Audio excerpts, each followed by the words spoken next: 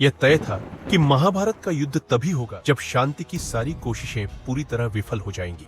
इसी कारण अलग अलग देशों के कई राजा अपनी इच्छा से या तो पांडवों के पक्ष में खड़े हुए या दुर्योधन की ओर जा मिले। लेकिन पांडव उडुपी के राजा के पास पहुंचे और उनसे युद्ध में साथ देने का अनुरोध किया तो राजा ने एक अनोखा निर्णय लिया। उडुपी के राजा ने कहा, मैं इस युद्ध में किसी भी पक्ष की ओर से शस्त्र नहीं उठाऊंगा। इसके बजाय उन्होंने एक महान और पुण्य कार्य अपने ऊपर ले लिया। उन्होंने घोषणा की कि महाभारत के युद्ध में दोनों पक्षों की सेनाओं को भोजन उपलब्ध कराने की जिम्मेदारी वे स्वयं निभाएंगे। महाभारत युद्ध धर्म के नियमों से लड़ा गया युद्ध था। हर दिन सूर्यास्त के बाद युद्ध रुक जाता था और आश्चर्यजनक रूप से पांडवों और कौरवों के सैनिक एक साथ बैठकर भोजन किया करते। लेकिन क्या आप जानते हैं कि इतने विशाल युद्ध में जहां लाखों सैनिक प्रतिदिन युद्ध करते थे, उन सभी के लिए भोजन की व्यवस्था आखिर कैसे होती थी?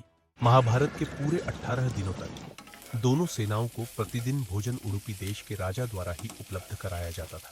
इतने लंबे और भीषण युद्ध के दौरान कभी भी भोजन कम नहीं पड़ा। इसका कारण था राजा के पास मौजूद एक दिव्य रहस्य।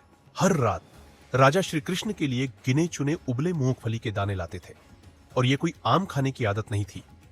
जैसे ही श्री कृष्ण मूंगफली खाते, राजा को पता चल जाता कि अगले दिन कितने सैनिक शहीद होंगे। अगर कृष्ण ने 10 दाने खाए तो राजा जानता कि 10,000 सैनिक मारे जाएंगे।